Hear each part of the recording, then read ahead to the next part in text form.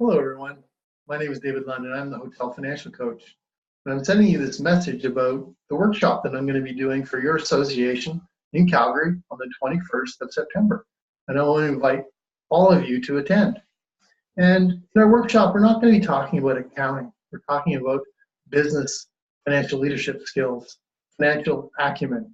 And that's the critical ingredient you need in your career to get ahead. And dealing with the guests and dealing with your colleagues is what you're all about.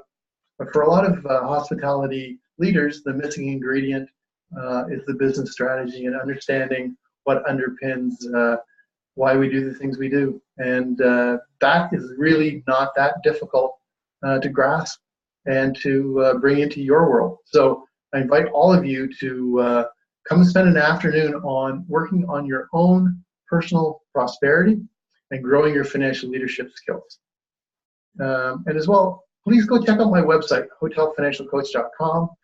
There are lots of blogs and videos that I produced, as well as there is an outline of all 3 different workshops that I do. And I'll be doing a combination of some of those items for the workshop on the 21st. So I really look forward to meeting you all. And please go ahead and sign up and enjoy the rest of your summer.